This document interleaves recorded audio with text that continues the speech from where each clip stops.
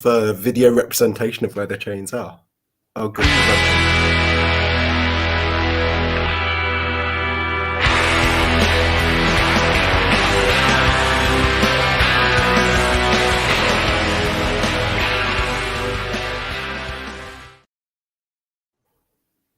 Welcome to Game of Nodes, a weekly podcast on the Cosmos, brought to you by independent. No, not those people. Welcome to Game of Nodes.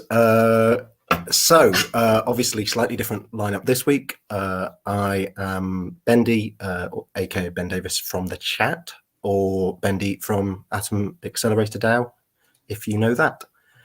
And then Null tonight is Rama.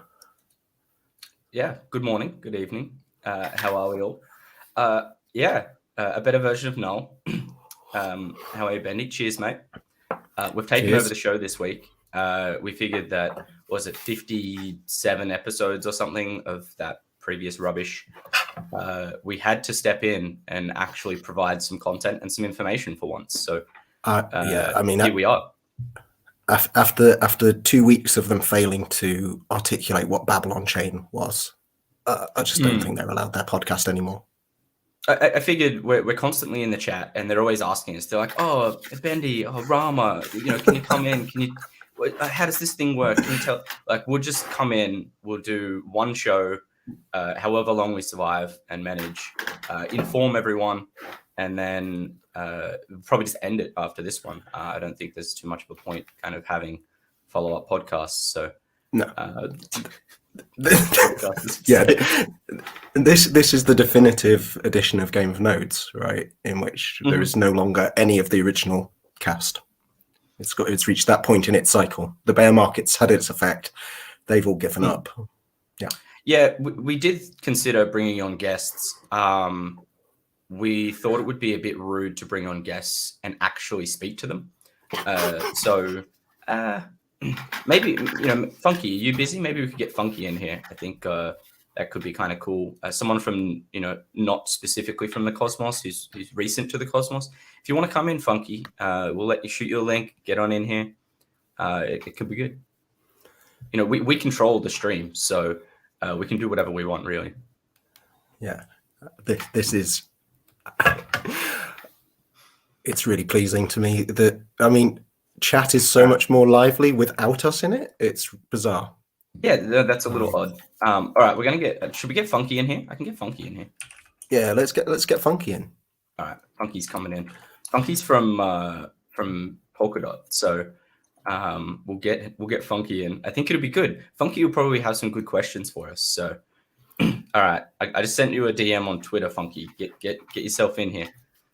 It's gonna, like, when Funky joins, like, I know it's like really hyped, really excited right now. Funky's really gonna mellow us out. If you've listened to Funky's mediation streams, it really chills you out. So when he joins, you're in for a shock, I reckon. Show needs more yanks. I don't know about that. Do you guys like my cup, by the way? We were just discussing briefly before we went live.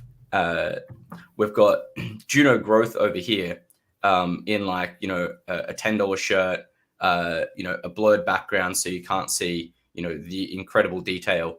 My $2 coffee cup, homemade coffee, Growth, Juno, and then Atom Accelerator DAO over here. Please, Bendy.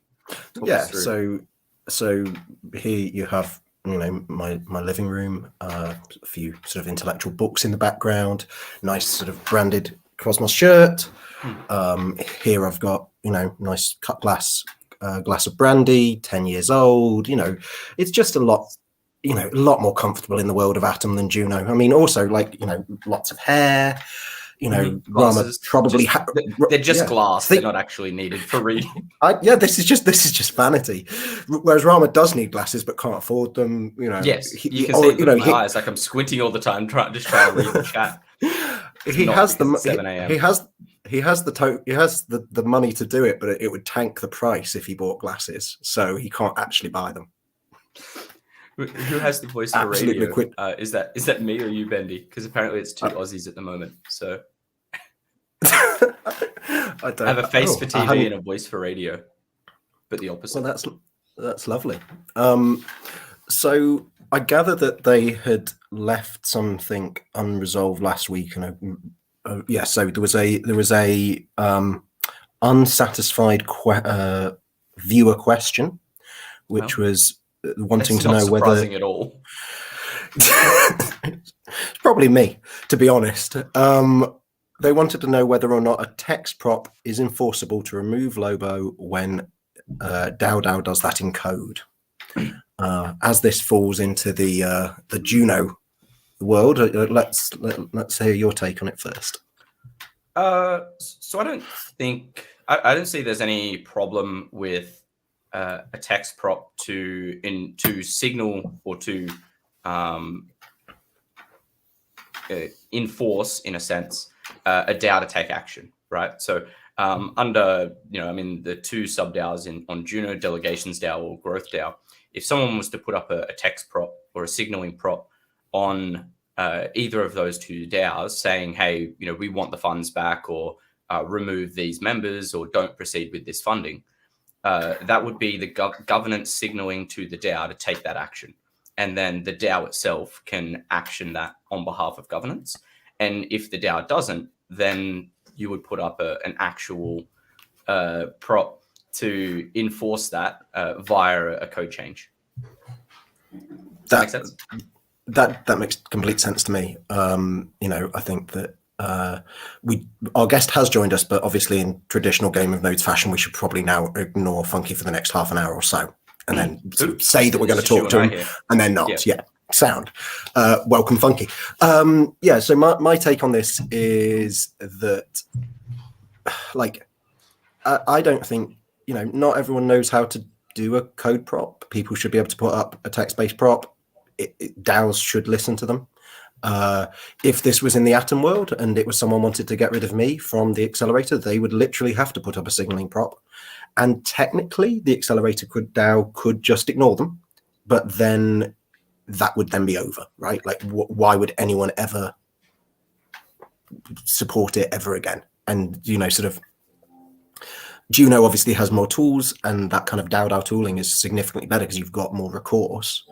But the thing for me is, like, one of the reasons why when we were forming the accelerator DAO, and we were kind of, we got some shit for picking the members in advance rather than doing elections. But one of the reasons we selected the members that we did is that a lot of them have kind of reputation. So effectively the kind of social slashing of that reputation. So if you are Cosmos Station, if you are Chorus One, can you really afford to be on the DAO that doesn't follow governance?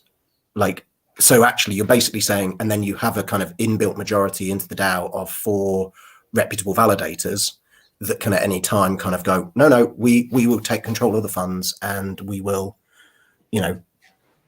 boot people off, and Ben won't get paid anymore. And, so that was the reason for doing it that way. But you kind of have to do that when you don't have the kind of recourse that Juno does. So I'm kind of comfortable with text props, because I think that, but what you have to be mindful of is even if you can't enforce it in code, the kind of construction of your DAO needs to have enough kind of social reputation that not following governance is damaging.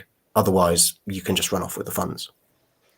Yeah, exactly. And I think the example that we're talking about here is kind of Core One sub DAO, right? So they're primarily the founders and people who have been elected or voted into those positions. If they weren't to adhere to governance, then the entire sub DAO could be dissolved, which is say the Don's prop, and I'll answer your question in about 10 minutes as per usual for these podcasts, Schultzy. When if Core One wasn't to say it passed, and Core One was like, actually, we really like Lobo, we're not going to remove him from the sub DAO. I think there would be 2 follow-up props. There would be probably the follow-up prop to actually enforce it by code to remove Lobo, and then a second follow-up prop to actually dissolve and take back all of Core One's funds. And both of those should pass, right? Because if the sub DAO is not going to enforce the will of governance, then the entire sub DAO should be removed, and all of the members should be removed, or all of their funds taken away. Because if you can't enforce a simple thing like membership removal or change, then how are you going to enforce anything else that governance wants, right? And in this instance, it might be a membership removal, but what if it's something like way more important around like a funding or spend prop or something like that? So yeah, or a proposal to take a load of money away from an individual or entity and stick it in a locked smart contract. Yeah, exactly. Yeah, that would on be awful. Schultz's question, do I think that Lobo's removal was a publicity stunt or pure ignorance? We've got a segment ready for Don, why he's so critical and important to the Cosmos. So it might be a nice segue into that. Don is Don. I think he has his own way of going about things. In recent times, I think it's reasonably evident that there's some form of target towards Juno for various reasons from Don's behalf. I think he has good intentions in that there have been actions from various individuals which aren't in the greatest stead of Juno, and his approach is always wrong, and it's always in like the most baity or engaging way it can be. But I think he has good intentions. His approach is always wrong. If Jacob Gadakin didn't know how to code, he would be Don. Is sort of my thing, which is like, at some level, good intentions, heart of gold or whatever, but also just causes merry hell on their way to making the right point in all the wrong ways. Also, and I think the two examples from Don, the 2 times he's gone to on-chain governance was no, don't fund closed source. I think everyone's in agreement that we shouldn't fund closed source from Juno community pool or growth funds, etc. The prop that he put up was just like, under no circumstances ever do we consider funding closed source, and we should stop it immediately. It was like a one-liner. It's like, you probably need a little bit more detail than that. Same thing with kind of the Lobo removal. The wording in it without providing like any form of evidence doesn't.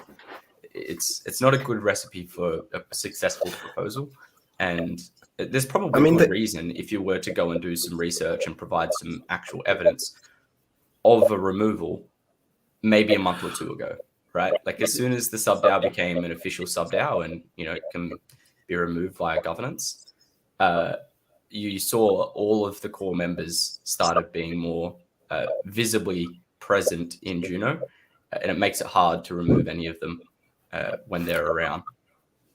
Yeah, I think that is all kind of fair. I think, just to go back on the never fund any closed source stuff, like that's fundamentally like, and the original inferior Game of Nodes hosts were actually quite clear that they would fund closed source almost at will.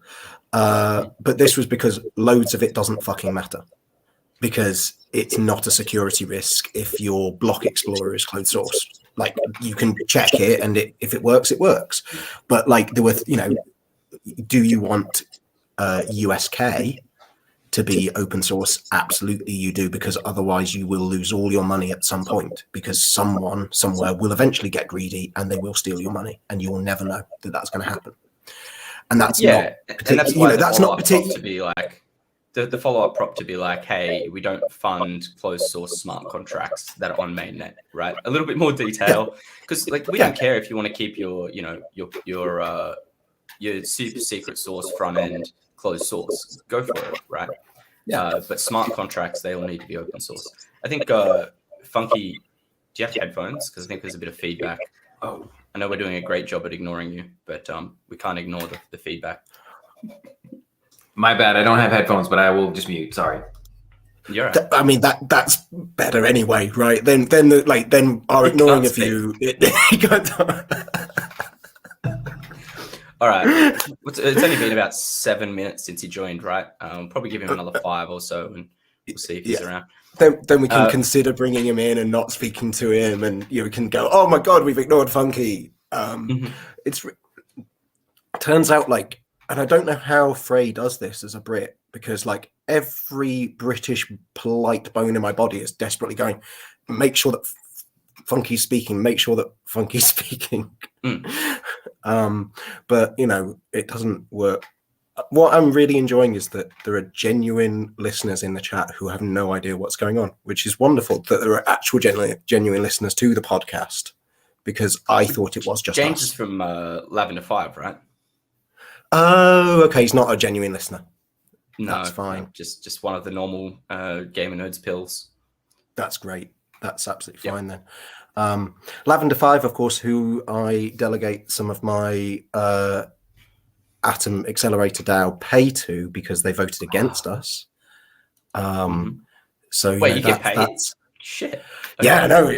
Well, it turns out when we you do did... work, you probably get paid, right? So it's quite nice, you know. Like I do some work, people notice that we do the work, we fund some stuff, they start shipping it, we get paid. It's great. Juno Growth DAO should have a look at it. We've moved on from Don, and I did want just to revert to Don because we're spending not enough time on the topics to really drag out every detail. So on the plus side for Don, when after the filter was happening, he minted one for me because he had whitelist, which I in turn then paid forwards because Funky missed the mint completely. And I sent him an after the filter NFT. So in some ways, and I think this is the distinction with Don. There's Don versus Marcin, and like Marcin, who I've spoken to and had exchanged DMs with, is a nice guy who is very, you know, intelligent, articulate, and respectful. And then there's Don, who is an absolute bloody nutcase. And has this kind of persona, and it obviously works at some level, but like I just chose not to engage because I can't, but there was his recent Milady tweet where there's a picture of and the girl's got a little Nazi thing going on, swastika, and I'm just like, I had seen Milady were doing some stuff around this and I don't know why anyone would think it's funny. It's just anti-Semitic. It is just wrong. And he must know that at some level, being Polish, right? Like, you're not going to be from Poland and not get all of that, but you still do it anyway. And that's where I kind of just tip into this bit where I go, this is like your gov props, which is like, you are smart enough to do this better. He definitely knows, right? I talk to Don daily, right? So consider us kind of good friends. I know when like Don, as in, you know, Marcin is doing something, and when it's Don on Twitter, you know, targeted going on a rant or, you know, doing his Milady or Remilio thing. I've coined a new term, you know, is doing it for the Dontent. So now, you know, every time I go to his videos, I put a comment on there, you know, my daily dose of Dontent, which is great. When he puts out stuff that's pretty good, I use Dontent, and then when he kind of goes to the extremes, I just choose not to engage with it. He, you know, if you talk to him in the DMs, like, he's actually a really nice person, quite intelligent, knows what he's doing, brings a lot of value to kind of Stargaze. He's like out in the ETH world, you know, researching and looking into like what's happening in the NFT world to bring it back to Stargaze. So that's really good. But then, yeah, he's kind of attacks and rants, and the stuff with Milady, like he just does it because it's part of kind of their crew and they can't be cancelled, etc. A few times I've like messaged him, you know, he put out like, you know, anti-Semitic or kind of more like hate speech type focused content. And I'm like, hey, like I get it, but you know, unless you actually want to be cancelled in Cosmos, probably like tone it back a little bit. When he was tweeting out, you know, a bunch of like, you know, your bloodline will cease to exist, mine's far superior, you know, a bunch of homophobic stuff. And I was like, hey, like, I get why you're doing it, but, you know, if you want to be a validator and get support and delegations, you probably want to tone it back a bit, because it's a bit too far. And, and he was I get it. So see, I think that's like what I see sometimes between Jacob and particularly like Jack. So Jack Zamplin from Strangelove and Jacob Gadakin from Notional, where Jacob is always super blunt, will send 400 tweets and DMs about the same bloody thing to make sure that everyone sees it because it's very important right now. And that, like, periodically I'd see Jack just saying to him, the way you're communicating is making this worse and people aren't listening anymore. Like, and I think that, you know, that's going to be one of the challenges that we have in any of the Cosmos communities, is that, like, internet communication isn't very good. And loud voices will carry further, but they're not necessarily the most productive voices to be having in any particular conversation. And this is sort of that whole thing about DPS. You know, and like, I love a bit of that. It's always good fun, but there is also just an element of, like, if you actually want to get stuff done and you want to be taken seriously, there are better approaches. And I think that that's sort of, you know, you still have to be kind of public about it. And I think that's where, like, you know, if we want to get into the smack talk between Accelerator DAO and Growth Fund, like, we have done a better job than you guys did on talking about what we were doing, partly because I watched Growth Fund say nothing for a long time, and then everyone went, oh yeah, there's this Growth Fund over here. You know, again, I think, like, in the same way, I think, like, you guys are doing better now, right? Like, you've taken some steps to try and improve. Yeah, I think there's a few things, right? The Growth Fund was, we kind of came from the TDF, where there was, which they had, you know, quite specific and strategic targets, right? They had an amount TDF? of money. Terra Developer Fund, which was when Luna collapsed, Juno put together a fund of money to try and bring over and support Terra projects on Juno, essentially, which was, I think there was a few million in Juno there for them to kind of fund the transition of those teams or projects from Luna over to Juno. And a bunch of that stuff should have kind of came across pretty reasonably seamlessly, right? Like, they're using the SDK, using CosmWasm. Probably needed to update a bunch of stuff and then deploy it on Juno. That was the intention. So a bunch of those members kind of moved from TDF onto the Growth Fund.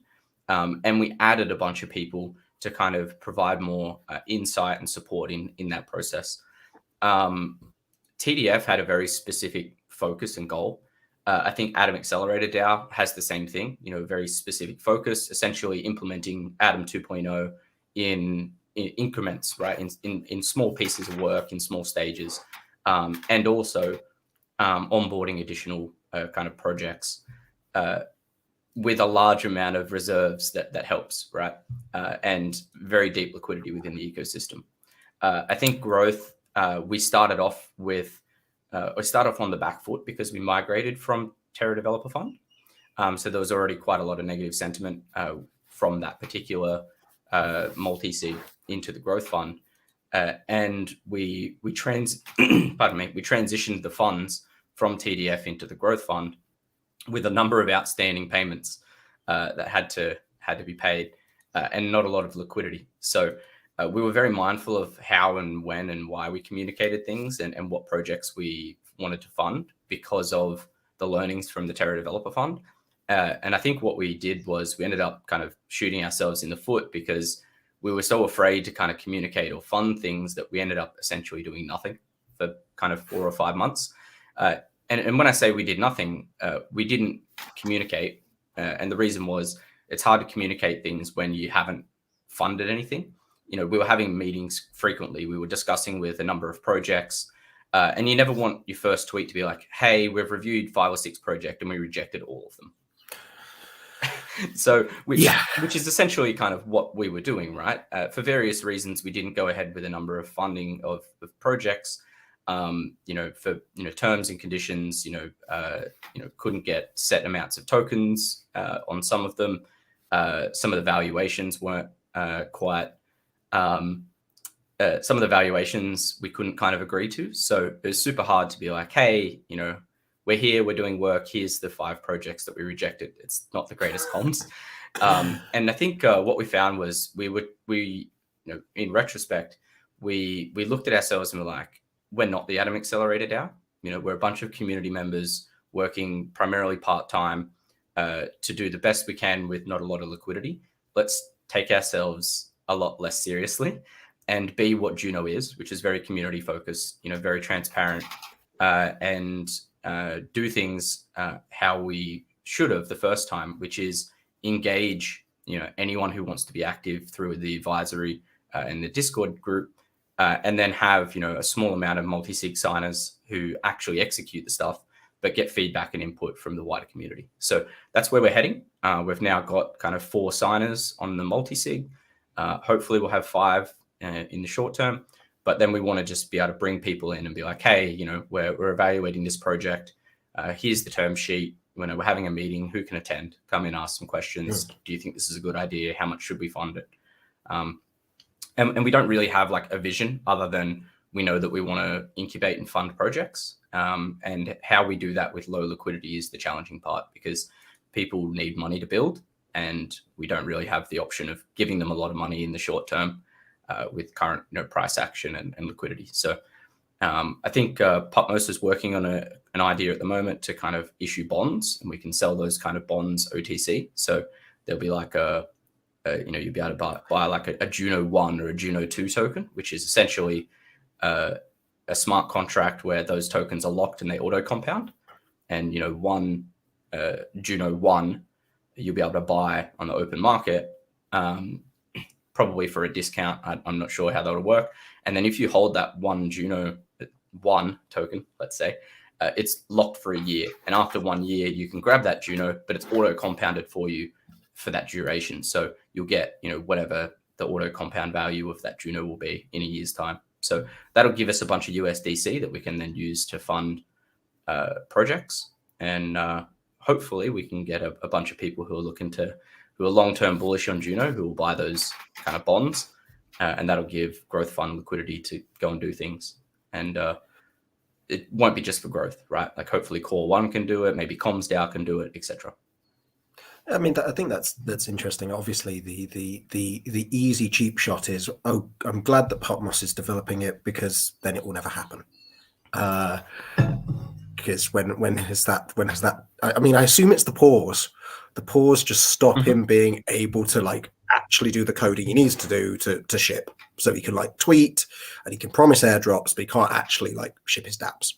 I think it's, you know, the way he's able to tweet is he has a couple of translators, I think. So Bark to text, and then the text goes into Telegram or onto the tweet to make it a thing.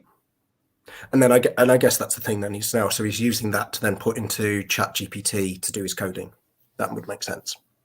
I'm, you know, but and that you know, we'll see just how good the AI is, because if these bonds ship, we know the AI is coming for us. Yes. I mean, that I do feel sort of, again, this is the bloody English thing where it's really hard to. I think he's probably waited 18-ish minutes. Funky, how are you, mate? Sure. Yeah, let's bring him in. I had to see. I still couldn't let you have it. I needed to steal your thunder there. How are you, mate? No, can you guys hear me? Okay, like, is it perfect? Okay, perfect. So I want to I'm great. Thank you so much for even having me up here. Honestly, since I started coming to the Cosmos ecosystem and watching this show, probably back in like episode 44, somewhere around there, like I just thought, oh man, someday I hope I can be on Game of Nodes. Like this is so like I'm like fulfilling some kind of dream by being here right now. Just so without the hosts. Or with the improved hosts. But either which way, like it's amazing. And just I know it's going to be a great opportunity to have a conversation and learn from you guys. I want to say, because you probably saw me laugh inappropriately about Don, when you said the thing about his tweets, what I thought you meant, Ben, because I've seen a few of them, and like there was one where he said something about thanks to Milady, and he was like in like a first class like cabin in an airplane. In his business class. Yeah, that one, and then the one I saw like that was like he bought a horse farm or whatever. So like I started laughing at that, and then you started talking about all this anti-Semitic stuff, and I was like, wait, no, I'm not laughing at this. Which I had no idea. And then so this has been such an amazing time, like these last like 4 months, just exploring the Cosmos, getting to know everybody. And my first introduction to Don was watching a Cosmos Joe, like he had him on some live stream and they were rating validators. And I must have watched the first, I don't know, 30, 40 minutes. I'm like, are they serious? Is this a joke? Like, I didn't know. I had to ask Joe. I'm like, what was that real? And so it's just been the characters that are in the ecosystem. You know, it's really interesting. The governance stuff that you guys struggle with. There's, again, so many similarities between what's happening in Cosmos and what's happening in Polkadot with regard to contentious governance proposals. You know, obviously our voting works a little bit differently, but still, like, it just thematically, so many of the similarities that I see. Like, I'm on a weekly live stream for it's called Attempts at Governance, and that's all we talk about is just the issues that are happening in Polkadot governance. And when I watch Game of Nodes, a large chunk of the show is always about contentious props, things that are happening. Like, one of the first big ones that I remember stumbling into was like the Coinfio. Oh, I think I said that right. About that Confio. That's it. Thank you. How they were pulling funding and all this other stuff. And I remember Tendermint Timmy was like showing some stuff about like just proposals. And that was where I started to dig in. And my first time I've read anything on the Cosmos forum.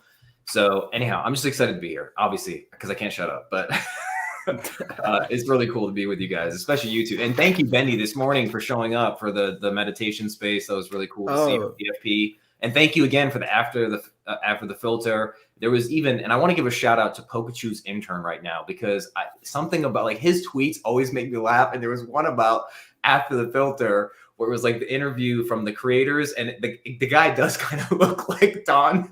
So it was like before the filter, and it was a picture of Don, and then it was after the filter, it was the actual creator. And anyhow, but yeah, I'm just super thrilled to be here. Oh no! Thanks for joining. The meditation earlier was great. It was just after my lunch, so I was already feeling slightly sleepy. But I was trying to.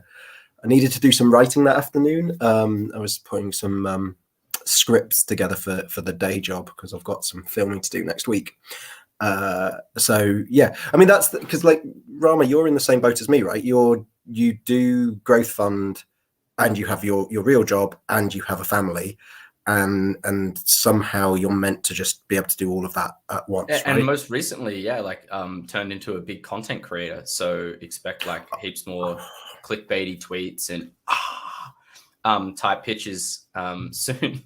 Yeah, no, it's super difficult. So I've got a newborn at home, three and a little bit weeks old. I've got a 3-year-old, my wife, and yeah, normally I'm not at the moment, but normally I work kind of a quite high pressure corporate job in addition to my crypto stuff. So very busy, and I play sport. So it's always busy, kind of training a couple of days a week, play What's your sport? Weekends.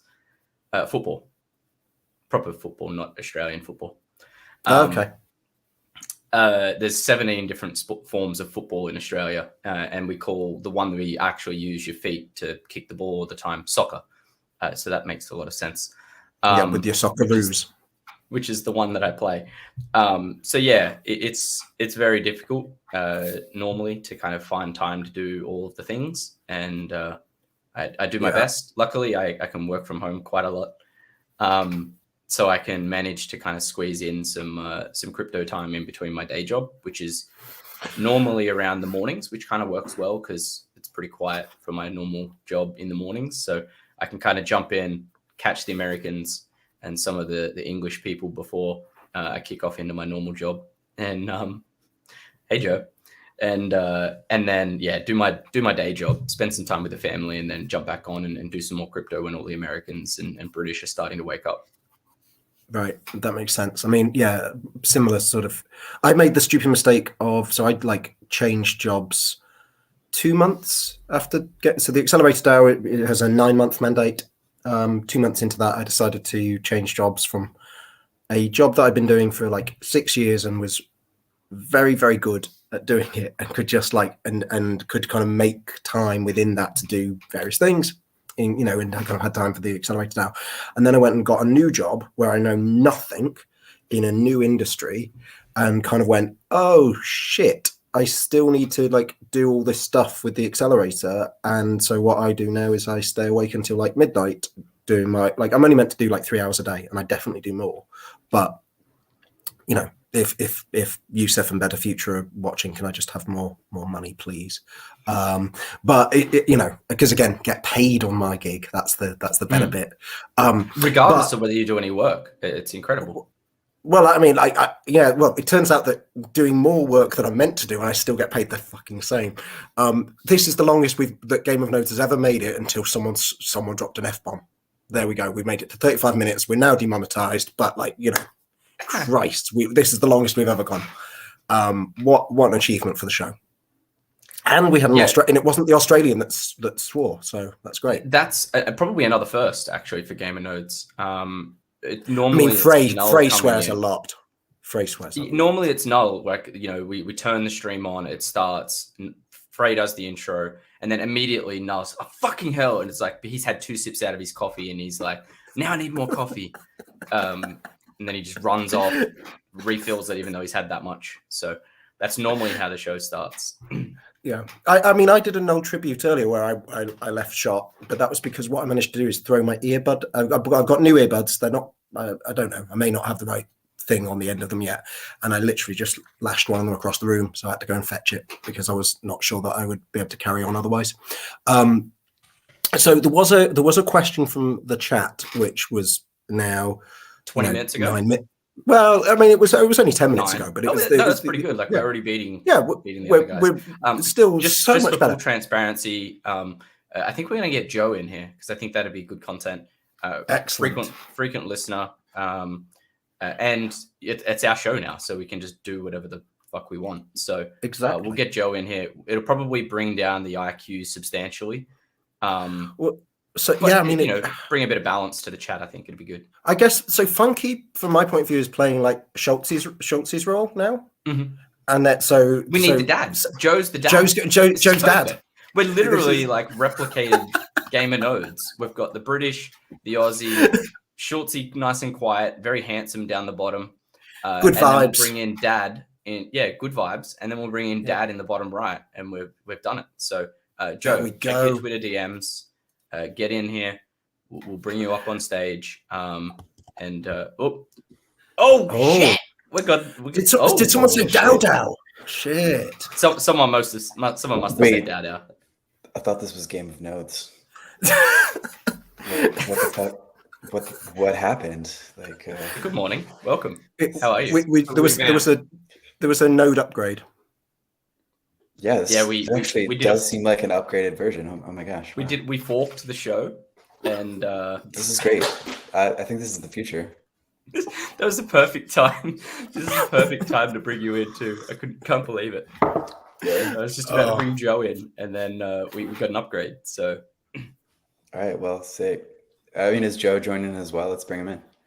I don't know. This is bad MEV. Yeah, it probably is. I was gonna try and answer the question from the chat about whether there was a difference in the mandate for Juno Growth Fund versus Accelerated DAO, just because that's an actual sensible question, and like, you know, maybe we should answer them, or just talk bollocks because that's the normal. No, way we the just show goes. ignore guests, ignore questions, just talk bollocks. Well, excellent. I don't think there's a huge difference. Like, Accelerated DAO's mandate is to drive value to Atom, so it's super broad. And I will do my regular bit where I say we don't just exist to make 2.0 happen piecemeal. I think it's actually going to be better than that, because I think that 2.0 hilariously was not ambitious enough. I think there were probably bits of it that weren't brilliant, but I think that actually, like, literally as 2.0 was happening, things like Mesh were being announced, which weren't part of that kind of 2.0 vision. I think Mesh is really exciting. I think that the hub should have had Cosmosm at Prop 69. I think it should have it at some point again in the future. You know, I think that probably this is actually an interesting thing about how you do governance. I think it's much more sensible to say, we want permissioned Cosmosm because we want this, and we can't implement it without it. And then at least people actually can understand the benefit of it, and any potential risks. Although again, like I was super impressed to see Jihan just saying like, there's no additional risk to Cosmosm compared to any other upgrade we do. They all have risk. So that was interesting. But to return, so Atom Accelerator, drive value to Atom, kind of any way that we see fit. And now I end up in the position that Rama was talking about earlier, where I can't talk about the things that I can't talk about yet, but there are some very exciting ones coming, and it isn't just us saying no to stuff. So that is why we are better than the Juno Growth Fund, because we can actually afford, because we have. But then this is the thing. So the biggest difference potentially is, as the question said, that we've actually got the liquidity to do it. And I was talking to someone the other day, and I was saying, like, really, there's loads of FUD on Twitter for Juno, etc., and loads of it's bollocks. But just simply, if Juno could have liquidity, I think that would resolve a lot of people's anxiety, and people would feel better about the chain. How you create liquidity without tanking the price and whatever is a challenge. I get that, but I think that liquidity is the one sort of fundamental that bothers me about Juno. Everything else I think is absolute fire. I think there are always going to be shitty projects on there because it's permissionless, right? So I don't care about that. If you want permissionless, you just accept that there are going to be the odd dodgy thing. But like, obviously Jake's here, so it's now going to sound like I'm toading up. But like, if you look at something like a DAO, where it's, absolute blue chip project, why wouldn't you be bullish on a chain that had that? So what's you look at something like a Reese that is a blue chip developer, or a Zeek, who literally implemented interchain NFTs, and we've actually added a real working version of interchain accounts. Believe it or not, we might actually have interchain accounts that work soon, and that's coming out of the Juno developer community. Even with as little of liquidity as we have, we're punching above our weight. So, yeah, and I think that is genuinely impressive, and I think like this is the, it's a funny thing being on the Atom, and I'm now outnumbered, of course. Obviously, so we've got one Polkadot and two Junos, but on the Atom side of things, I'm Juno in role. I'm Cosmos as an investor. All right, calm down. Okay. Yeah, I'm interchain. I have an interchain perspective. Yeah, I mean, no, I think in reality we all do. I think there's this funny bit where like for 3 hours a day, my thing ends up being like, how do I accrue value to Atom? Now, actually, the answer a lot of the times is cooperation. And I think this is one of the biggest things that is why, and I'd like to throw this to Funky, like, I think that's why Cosmos is more correct than Polkadot is in its sort of approach to interoperability, because I believe that despite the hub being this kind of originating stack, the fact that it doesn't seek to kind of do parachain auctions and that kind of stuff, if we can get our cooperation right, I think that will create a better model of interoperability and chains that have their own kind of app chain thesis and stuff that actually works and their own place in the ecosystem and that kind of cooperation between them. I think that is still going to be the most economically successful model, even if it doesn't have direct value accrual. Obviously, Polkadot kind of chose a very different approach with a much more direct value accrual for the DOT token.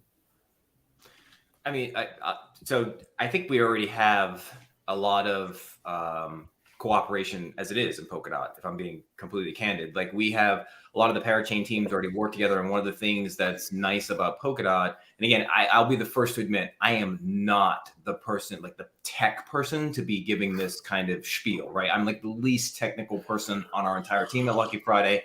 I'm just some noob investor from 2020 who got really interested because I was just super bullish on interoperability. And that's why I invested in Cosmos and everything else too. But now I'm like deeply investigating it, both from a work perspective, because we're starting to get validators on chains, but then also because, I mean, I've met a lot of, like, I keep describing Cosmos as the nerdy cousins next door. Like, just like we're all into interoperability and a multi-chain future that, like, you know, our team's working on Composable, for instance, and building the bridge over to Cosmos and working on the middle layer testnet and stuff like that. but I think we already have sort of a very, or one of my boss Shorty likes to call it co-opetition, right? Like where it's both cooperative, but it's also competitive in some sense. So we have teams who contribute to the entire ecosystem because you can build pallets, right? With that modular kind of flexible framework that you have for Polkadot. Like one of our teams in Varch, Gabe, who is one of the most brilliant devs I've ever met in my life, like he's working on a multi-sig pallet that basically can be deployed to any chain. It doesn't really matter like what chain you're running because it's just the pallet. Once it's implemented on your parachain, you're good to go.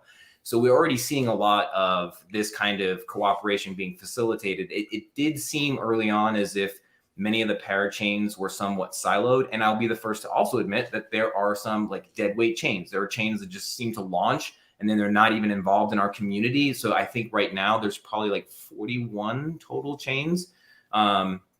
But if I were talking about like how many are actually viable and working together a lot, it's probably more like half, 20 maybe.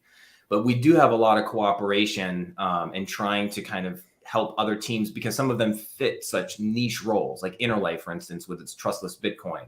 I'm a Bitcoiner at heart. Like that's still probably the majority of my portfolio. And so, that team likes to, because we're seeing just more and more cooperation happen among the parachain teams. And I think the same thing's starting to emerge too. Like there's a recognized need among the Cosmos as well, that we're all better working together, right? Like if we have shared aims, it's going to produce a better outcome for everybody involved, regardless of what chain you're from or, what have you. So that's kind of just my lack of technical take, but we definitely are very cooperative. And Jake, because I know you've already been on Samba Nights, I'm just going to throw this out there too. Tomorrow, like one big social group that I'm involved with is called Chaos DAO. We are DAO, of course. And so we're on tomorrow and going to be talking about a lot of the governance issues. So if you guys are curious about anything that's happening in Polkadot, it's going to be at like 2 p.m. EST. I'll drop the link. I'll send it for you guys if you want to join into the conversation, listen, what have you. But it's 3, myself and 2 others who are DAOists. That we're kind of like the highest echelon inside the group, but we're slowly decentralizing all the power. Like we have regulars, we have friends, there's different structures, but we're trying to get rid of all of it because we want everybody in the DAO to have the same exact, really the DAOist is just like a title at this point more than anything else. And it was mostly the kind of core members who are constantly contributing, to the point that you guys were talking about earlier. Some people have more time to contribute, others don't. Like now that I work for Lucky Friday, I'm full-time Web3. I'm just in Discords, way too many of them, probably, 12, 14 hours a day. So yeah, anyhow, I'm going off on a tangent, but yeah, I think we're really cooperative. Just to kind of jump in on, oh God, DAO Skeptic, he's in. Before he speaks, we've got to ignore him for a few minutes because I know he's a big fan of collaboration and cooperation. So just on your point around Polkadot, I've kind of had like the same vibe for Cosmos for, I don't know, maybe a few months now. And I'm going to name like a few chains here just as some examples, but around the whole collaboration thing, right? I think a successful Juno it's important for the wider ecosystem. I think you need a space that is strong and permissionless to incubate and build devs, right? Without that, the Cosmos ecosystem, you're not going to have this the opportunity for a bunch of devs who are, they're either in school or just out of school, who've got some skills and they want to come in and they want to throw up a random contract on the chain and then start building some form of app, right? Juno should be that place. I don't think Neutron is. I think Neutron has got a very specific purpose in the Atom Economic Zone, or however you want to call it, and it's there to be like the liquidity hub. Salami, yeah, whatever we're calling it this week.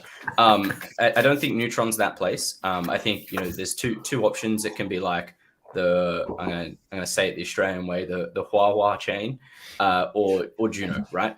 As much, I think Hua needs to like stick to being a meme, which they're doing a pretty good job of. But like I think Juno is like the permissionless, deploy whatever you want. Know that there's going to be shit projects, there's going to be rugs. But if there's good developers and we can identify them from some of the work they've deployed, they should get some support, and give them small amounts of Juno to continue them and incentivize and reward them to keep building. So for the wider ecosystem, I think Juno is important, and everyone kind of shits on it. But take away Juno, and then you take away this permissionless place for developers to launch on, and you end up with like subpar products that are trying to launch on permissioned CosmWasm chains, and they just get shut down by like grants projects, or they don't quite fit the app chain, the specific app chain vision, and they go, oh, well, where am I going to deploy my thing that I'm really invested in personally, that I really like? Oh, there's no permissionless chain for me to do that on. All right, well, I'm going to go somewhere else that will let me do that. And is that like Solana, or is that Polkadot, or is it, you know, some Binance smart chain? We need that space, and chains like, you know, Osmosis and Stargaze, etc., who have very good vision.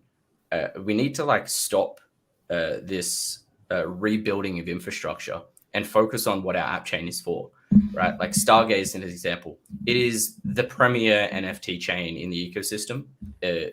Omniflix is coming for that title, I think, in terms of a digital media chain. They've got quite a nice marketplace. There are amazing features on ETH that should be on Stargaze now, right? They shouldn't be rebuilding like DAO. They shouldn't be rebuilding Osmosis as a DEX. We should be putting outposts on Stargaze for both of those products. And Stargaze should be releasing NFT staking, NFT pools, improving their marketplace, and making it so it's the best NFT onboarding and user experience in the ecosystem, and then use other chains products to enhance that, and like focus on what you're really good at and make it better. That's the app chain thesis, right? Like you do, like as Stride would say, do one thing, do it well. Like you do like, and I think there is an entirely reasonable space that says you can have a permissionless chain that, oh, Joe's quit. He hates the app chain thesis. He can't be doing with it. It's all that cooperation. He can't bear it. But basically, like my thing when I see some of these things where it's like, oh, we need one of what they've got. I'm kind of like, do we? Because that's not the point. I think that the problem is though, like IBC has just not been up to the task, where we've had a version of interchain accounts, okay, and it's just not usable with smart contracts. You literally cannot use it with smart contracts. We've had you know, there's also other limitations on interchain accounts as well. You don't have callbacks, like, you know, and so while we've been talking this talk of interchain composability for a while, we've yet to see that happen in reality. And well, a bunch of people have been working on things like interchain queries. There's like 5 different implementations. Which one is the canonical one, which is standardized? Look at Neutron's version of ICA. They built it so that they have their own custom module, and then no one else can really use it because they're building it so that they're the only ones that can like write these like interchain kind of smart contracts. Now we've done the exact opposite. Anyone can use Polytone if they have CosmWasm, and there's no extra features required. You got CosmWasm, you can use Polytone, and you can do anything you can do on another chain.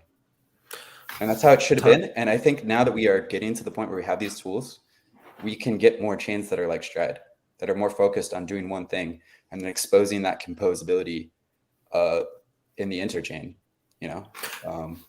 Yeah, and then I think that like how you choose to structure your kind of interchain security stuff, whether that is through like the linear kind of provider consumer model of ICS v1, or whether it ends up in, I almost don't see the point of 2. Like let's skip to 3 and mesh. Like, you know, I can see both of those having practical uses, and I can see ways that chains would want to have that kind of political alignment with each other. And I think like that's one of the things for me, which is like, if Juno is going to be an incubator, one of the really interesting things becomes like, okay, either you're incubating the dev talent so they learn a load of stuff and then they go and spin up a new project and it becomes its own standalone thing, or they take their thing and it, you know, as the vision often was, which is you have your dApp and then it becomes its own sovereign chain. Whether there is any route in which Juno can earn back from that, that's where it gets interesting. And that's where like something like a Atom Accelerator or Juno, like in our case, that's not how we work with the accelerator. We're not taking equity in anything. So if they grow, that's just meant to grow the pie. There's no direct benefit, but then we're not anticipating people spinning out. Whereas I think for Juno, you probably want to be like, cool, like Juno should own a portion of your chain. Like the Juno community pool should be the owners of that. And, you know, that kind of And I think that gives you the One opportunity for lever. it to kind of work. But this is why mesh is so important to us, and why I'm spending a significant amount of time on mesh, and why we have some of our best people, including like Zeke and Joseph, who works on Swift protocol. We have them contributing to mesh because this is vital to make this whole work, because that's another lever that you can do to foster economic alignment. And I think that another great thing about mesh, and why we want Cosmosm on the hub, is we need to just do a better job of aligning the ecosystem as a whole, and kind of just restoring. The problem with like replicated security is that it actually is kind of anti-Cosmos in a sense, that it gets just back to the idea of another one chain to rule them all, rather than this like initial like internet of blockchain kind of vision.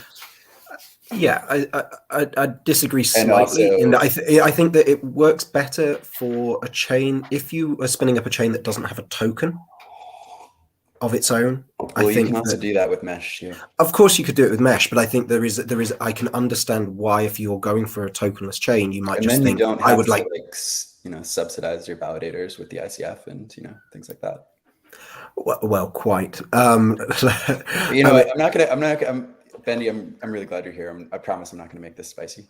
I mean, like, no, I think it should be spicy. I think, but then, like, but the thing is, this is so frustrating because I can't say the thing that I want to say that I think that I'm not allowed to say. I'm not going to say the thing either. And but so this is really annoying. So, like, we're very much in agreement, but I will also disagree with Jake because I think that there is a space for that product. I don't think that everything should do it, and I don't think that. And like, one of the things, because my background is non-technical, I am an arts student. It's my thing about changing the language of how we refer to those arrangements, because I think that is it about security? Is it bollocks? None of this is about security. This is about relationships. Oh no, I think if we spent concerted effort on it, we could like take down Neutron and halt it on day one. I think economic security is still important, but security is super holistic, right? Okay. Yeah. What these things are really good for, and I think maybe security is the wrong term. It's alignment between communities. Like that economic alignment is almost, to me that's almost the more important element.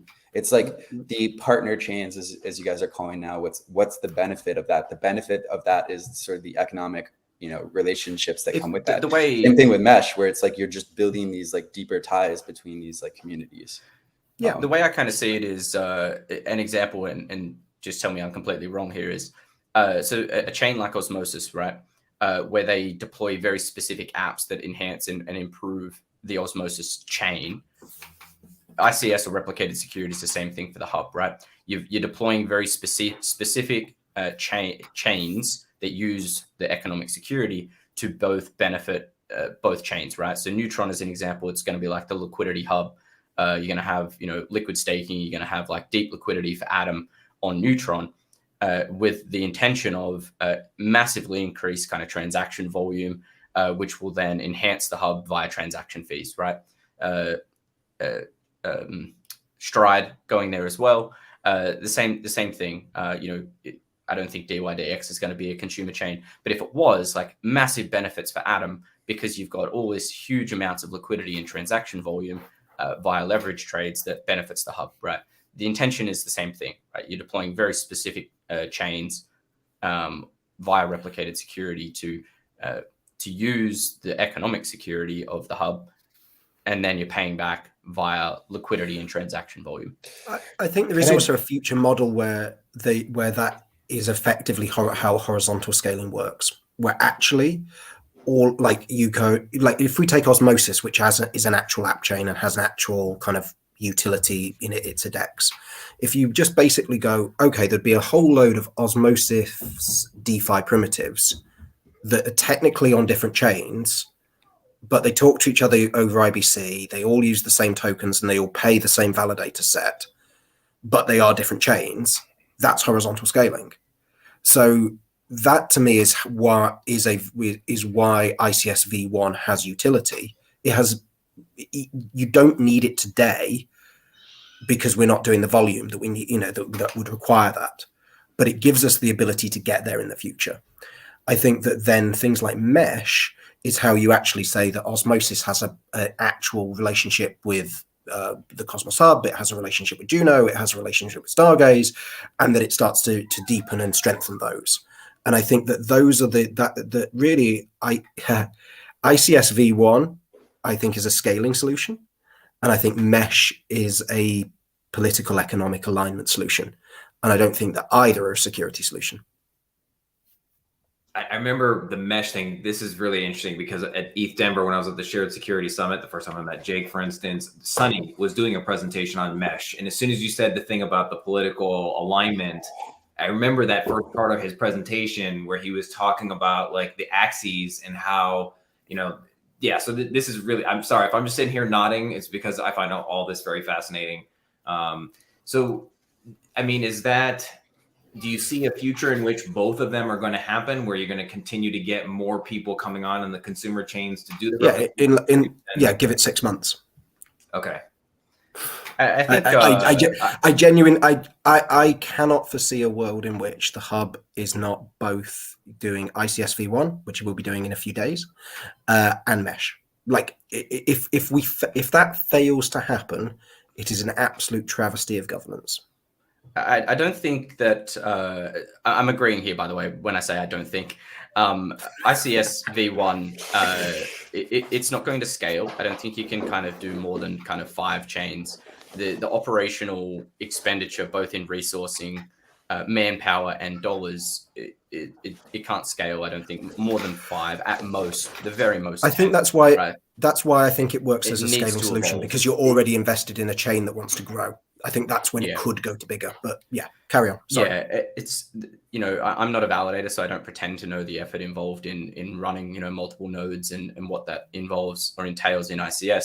I have spoken to a number of validators who were in the test nets for ICS, and they're saying that it's, substantial amounts of effort to manage the nodes and spinning up a new node for every chain.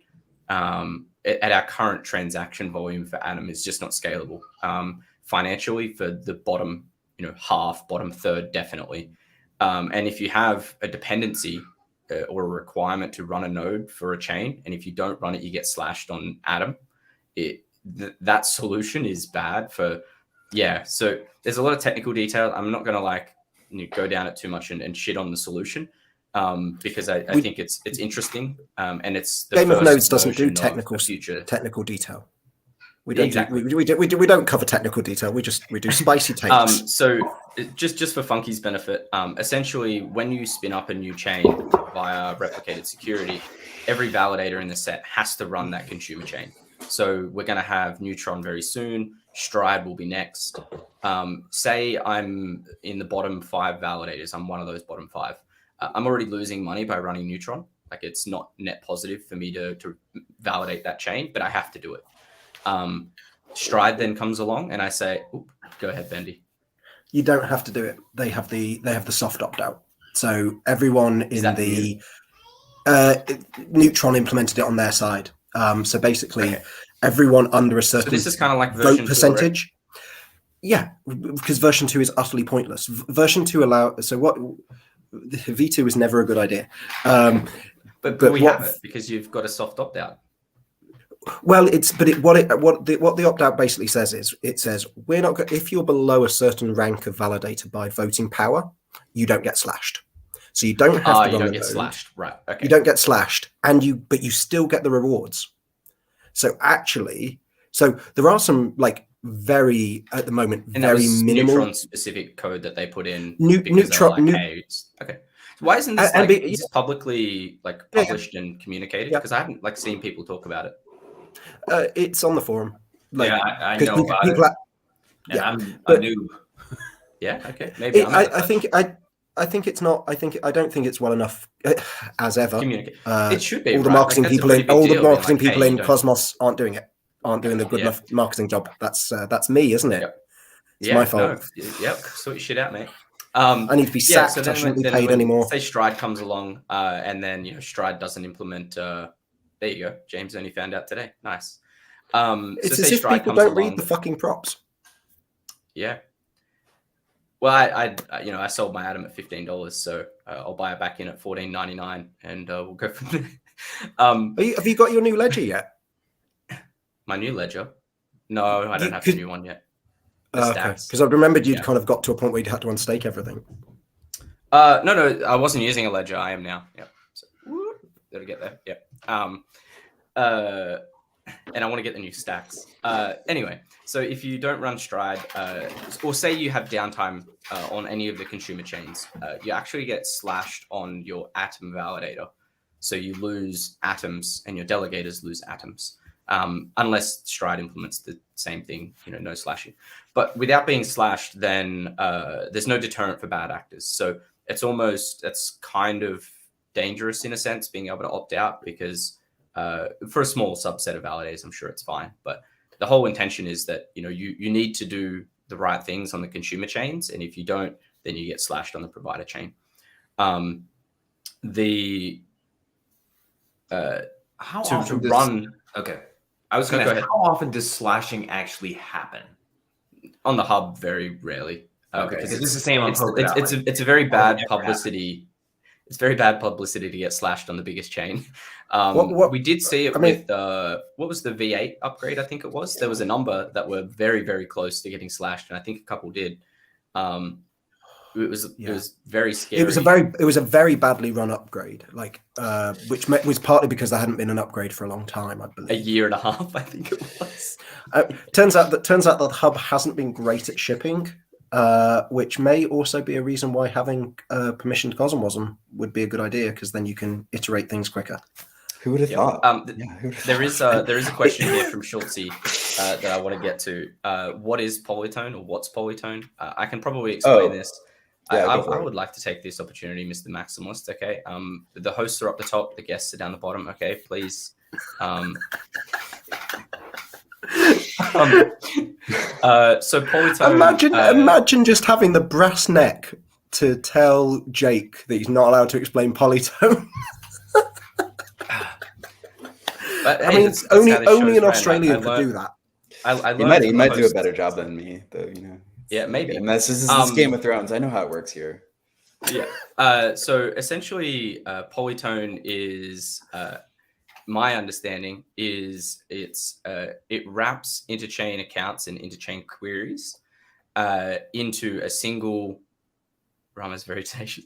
Into a single kind of protocol, I guess you could call it, where we can deploy the contracts on either chain. So let's use Stargaze and Juno as this example. We deploy it on both sides, and what it enables both of those chains to do is any contract-to-contract execution or query. So an example could be as a DAO on Juno, I can purchase an NFT or list an NFT on the Stargaze marketplace. We can do another example is, let's say, the Huahua chain, because I like to trigger people. If we had Polytone deployed on both of those, I could have a DAO on Juno and have my DAO interact with anything on Hua. So let's use the Raccoon team as an example. They've got a marketplace over on that chain, the Emporium marketplace. Maybe they have a dev DAO on Juno. They set their royalties contract address to the interchain account of their DAO on Juno. And whenever someone makes a purchase of an NFT, the royalties of that go to their Juno DAO treasury. And then they can just pull those tokens into their, pull it across via interchain queries or interchain accounts into Juno. You could do way more than that, right? You can have contract to contract executions. So when someone does a swap on a DEX on Osmosis, you can execute a contract on Juno. So really, really powerful stuff. If you start to think about arbitrage bots and the opportunities that you can kind of have using interchain accounts and interchain queries cross-chain with arbitrage bots, like the Migaloo team, that they're going to be sitting there absolutely licking their lips at this, going, okay, let's get this deployed ASAP. And then their arbitrage bot that they use, anytime there's a transaction across any of the chains that have Polytone, they can query those chains and then automatically arbitrage across multiple dexes and have the arb of that swap go back into their whale stakers and distribute those rewards to their whale stakers, as some examples. Yeah, and it's the reason for that is interchain queries and interchain accounts. They're like, my understanding is they're two separate modules that use two different channels. By wrapping them up into one single protocol, you can now actually do like callbacks, you can do queries, you can do have interchain accounts across chain and have proper interoperability, which is Jake, how would you rate Rama's answer to explaining Polytone? I think it was mostly right. I might Please have a correct few me. nitpicks, but you know, like it's basically any account, not just smart contracts, but including smart contracts. That's a big improvement over interchain accounts, which only worked with, well, they didn't work with smart contracts, which is kind of a limiting factor. But yeah, you mostly got it right. It also is really just an implementation of like interchain accounts and interchain queries like in CosmWasm. And it has like, I think a lot nicer of like an API. It can actually wrap those modules when they're ready, but they're not quite ready yet. We don't have like a default interchain query module that's used by everyone. We don't have a real working version of interchain accounts with callbacks and smart contract support.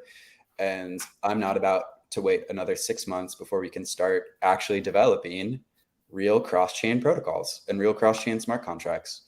The kinds of things that you can build with Polytone. And again, Polytone is not even Juno specific. Any CosmWasm chain can use this. So Neutron can use this, Osmosis can use this, Wawa can use this, Composable can Stargaze, use this. That's Migaloo. another thing is like the great thing about this is it is designed so even if you don't use the Cosmos SDK, because I'm a CosmWasm maximalist and Rust maximalist, not a Go or Cosmos SDK maximalist, though I still appreciate them. But you know, we have a bunch of new people that are joining, and like, you know, I think the future of IBC protocols is going to move a lot faster than what it's been moving up to this point. In many ways, I think it has to, or we are going to face competition from the outside ecosystem that are also competing on the interoperability interchain narrative.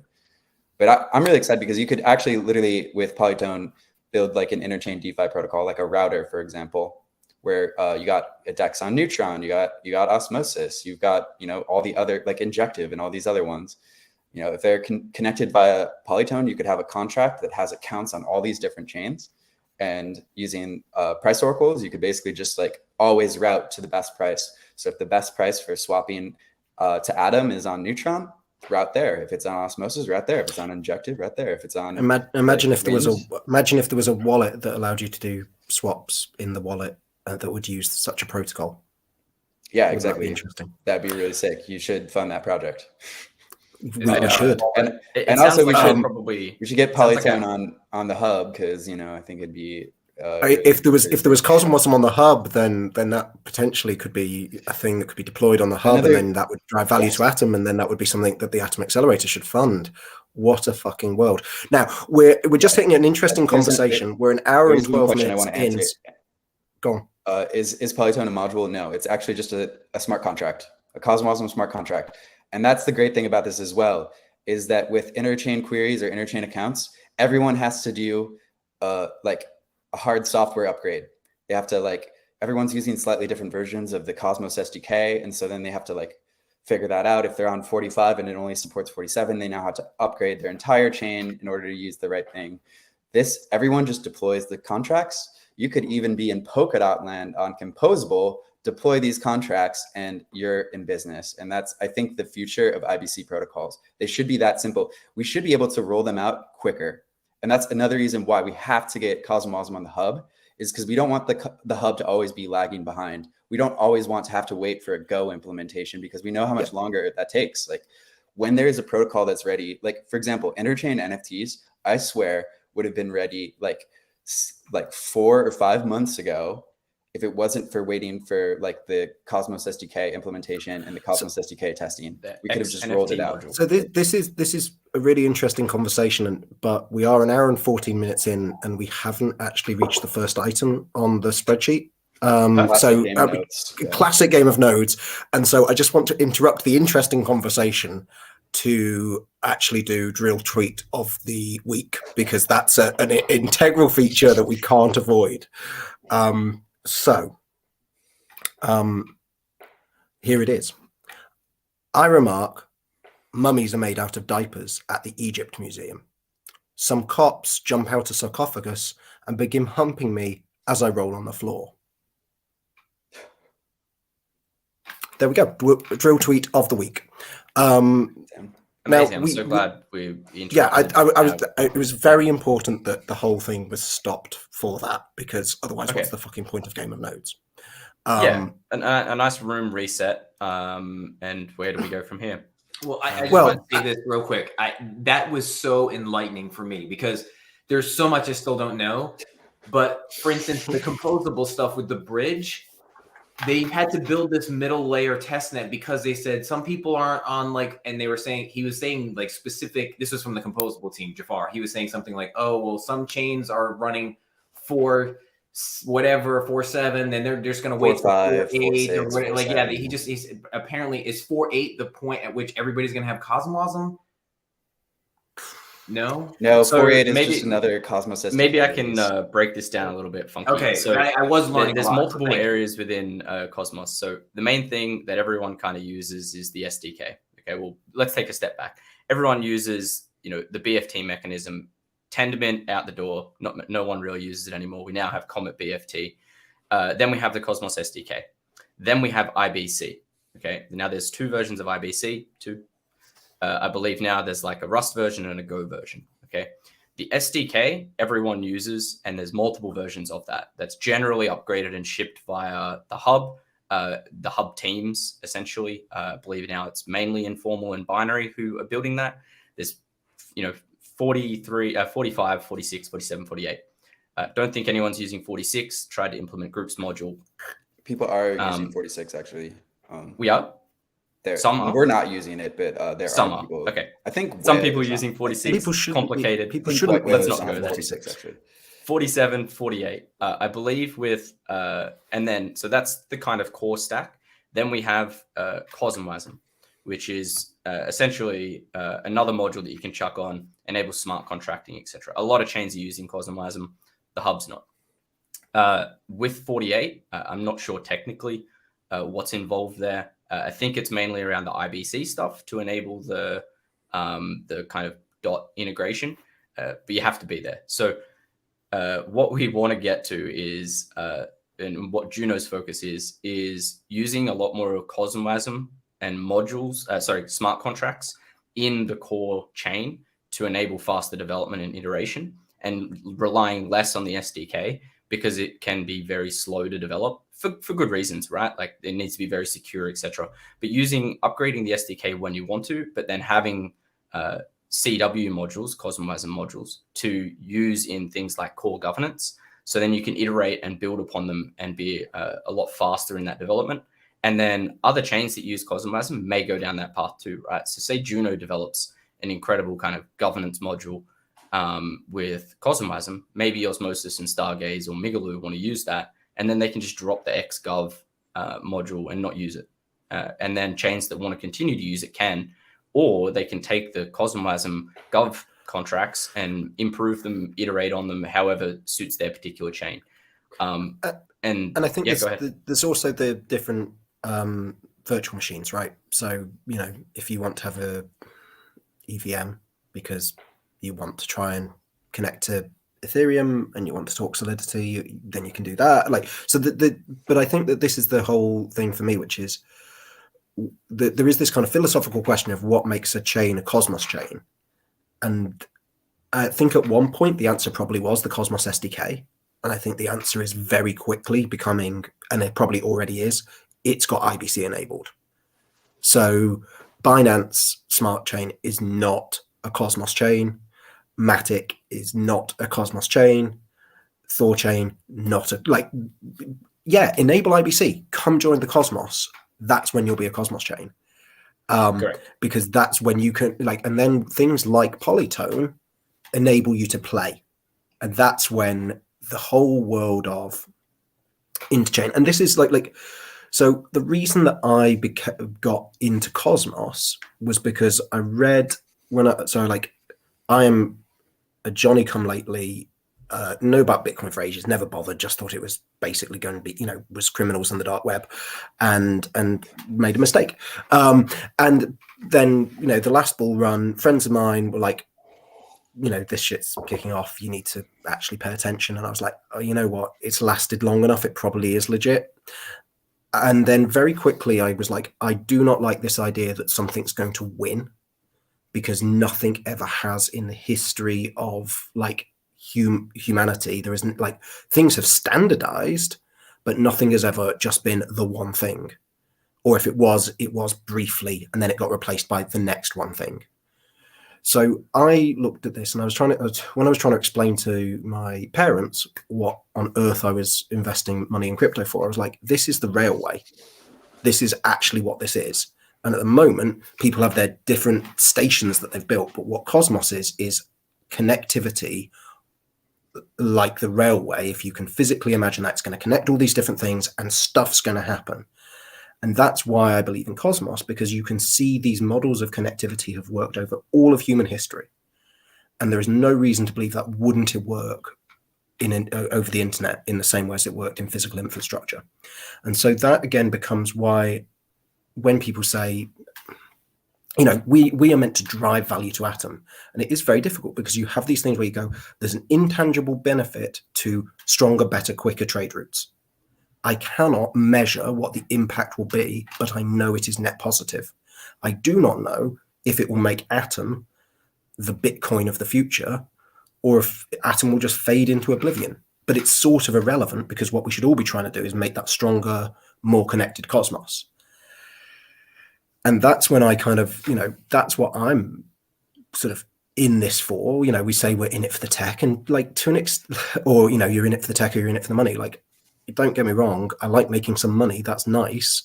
But genuinely, this is exciting, because I think it is the absolute future of where human interconnectivity is going. And that's super exciting. The benefit for Atom, right, is that I think a lot of people forget is it all started from Atom. So, when we talk about, we need to drive value to Atom, Atom needs to do stuff. It's at the end of the day, everything that we use at the moment, SDK, IBC, etc., it all started with Atom. So it's the same thing with Bitcoin, right? Everyone's like, Atom's the Bitcoin of Cosmos. It kind of is. That it's gonna have the name, and it's always gonna have value, because everything originated from Atom, right? At the end of the day, what we're saying is, I think is right. IBC is the future. I don't care about Tendermint. I don't care about SDK. CosmWasm, in a sense, I don't necessarily care about too much. Yeah, it's better than writing these core modules. We need to enable IBC across every crypto ecosystem and connect everyone. And then I don't care what you're using underneath it. There's going to be better versions of Tendermint. There's going to be better versions of the SDK. There's going to be better versions or different versions of CosmWasm. We just need to connect everyone. And then what we can come back and drive value back to Atom and say, this all came from Atom, and everyone will buy Atom because that's where the development came from and will come from, and it will always have value because of that. I think it's just like the internet. Internet is actually something where a couple of standards actually won out. But why did those standards win out? There were actually different people trying to make different internet protocols before that were proprietary, because they were we want to be the one communications platform to rule them all. And those all failed in the face of TCP/IP and of HTML, because they were just free to build on. They were completely open. There wasn't a token or anything that forced you into their terms of service or whatever. And as we saw with the internet, yes, there's many websites, but there's still, it's all about network effects, right? And I think that Atom's going to do well in the long run, because it just has brand recognition, and it will have network effects. And there's advantages to also being early on these things, because as the interchain grows and grows, yes, eventually it's going to add Ethereum. But by the time that happens, there's already going to be substantial network effects and substantial economic alliances. By that time, I think we'll have really good mesh security, and Atom will have economic, I would love to have a mesh security with the Cosmos Hub for Juno. I think it just makes a ton of sense. And I kind of almost wish we launched with that instead of, going down this replicated security detour, but that's a Well, side and topic. and I want to find a way to have DAO on the hub, right? Like, because actually I had a realization today where I was like, I'm not quite sure that Atom Accelerator DAOs are DAO. Like, we are, It's not. but it's not. It's a multi-sig. Like that's the thing. It is a multi-sig. Like everyone. we Another thing everyone shits on Juno for it, but we actually probably have the best governance in crypto. I can literally not name another crypto project where the core team and the foundation is a sub DAO, and they can be rugged at any moment, and the members can be replaced. Got and the I best just would love to think where we would be tech. with like AIB and all this shit if like there was actually accountability. Imagine if you could claw back all those atoms that were meant for original developers that are now owned by a private company. Yep, exactly. Or if you could claw back the atoms from the ICF because they're not doing a good enough job of looking after the Cosmos SDK. Like, people give a shit about their delegations. I don't give a fuck about that. I give a bit fuck about Dragonberry. Yeah, totally. Like, that happened on your watch, and it's not in your transparency report. The ICF have dropped the ball. Yeah, straight up, right? And people were kind of arguing with like the token swap between Juno and DAO. I was heavily involved in those conversations, and essentially, Juno helped build DAO. DAO is a key element to the future direction and vision of Juno. So Juno got, in my opinion, an incredible deal because we get 10% of the supply. They get 500,000 Juno. Sounds like a lot, but when DAO is deployed on or there's outposts on 10, 15 chains, or there's 10 or 15 chains using DAO on Juno and bringing their liquidity to Juno, then all of a sudden now when people want features, they're going to have to go to the DAO team. This is my words, right? Not DAO's. And they go like, hey, we want this feature. Okay, cool. Here, pay us some of your Atom tokens to get those features, and then you can have it.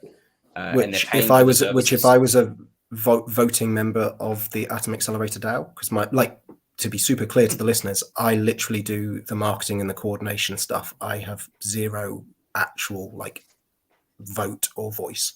The team are very respectful and listen to my opinions, but actually they make all the calls, right? You're not a signer. That's not. It's entirely the point. So, but what I was going to say is that I would pay DAO in a heartbeat for features that we need, because we need them. They have huge value. To pay for development time plus profit, it's a no-brainer, right? So it is a. I mean, look at how much money was put into Groups module as an example. It is multiple millions of dollars. I don't know. Someone would have to do the adding up of it, and it's also been 3 years or more effort. They've been talking about Groups module for, that came out of, I think, the same hackathon that Cosmosm came out of. And so it's literally been that long, and there's been all this invested in it. And I think Groups don't actually hold funds, if my memory is correct. So DAO is so light years beyond the Groups module by this point. If you want to do things like approval flows or vetoes or things like that, that's all possible. That's not possible with Groups module. But and I think this is DAO is a very good example of a product that has really great product market fit, right? All these chains need to do governance. They need to do much more complex things. We need to be able to mimic things that people do in the Web 2 world, in real life at the moment, in company structures, all of those things that we have to do in real life. We need to be able to do them on chain, and we want to minimize trust, and DAO allows you to do that. One of the there are some. We're not there yet. I think identity still needs solving. I think privacy still needs solving. I think there's loads of this stuff, but DAO gives an example of how you can do something. We're actually working with Dave from Osmosis, and privacy features coming in DAO V3, or at least we're going to start designing them. So, then as far as identity goes, we actually have that feature almost shipped. This is a very long, big challenge because identity is tricky. But we are working on with Synapse as a third-party to allow for basically just like proving that someone is an actual human being. Now we don't put that data on chain, so you can't look up like who that person is, but there's like some third-party record, so that if you need to do, I think one of the things that I'm excited about for the Internet of Blockchains is that it allows for diversity, and we are going to have both permissionless and permissioned chains. And even some of the permission chains, there's going to be a spectrum there. I seriously believe that there is going to be like local governments or countries or actual like big companies that use these chains for their books and to, look at this path of the stablecoin legislation in America. We might have these kind of regulated sort of stablecoins, which I don't think are like completely bad, and maybe they're not completely good either. But I think maybe on the whole they're like largely a little bit more positive. But those are largely going to be like permissions chains, kind of like what Circle is doing, right? And the great thing about the interchain is all this stuff can just exist seamlessly together, and then you can get composability between all these things. And the thing is as a user, you don't have to understand any of that eventually. Eventually, you can get to a point where it's literally like using the internet is today, but you get all of the actual like accountability of this being on chain.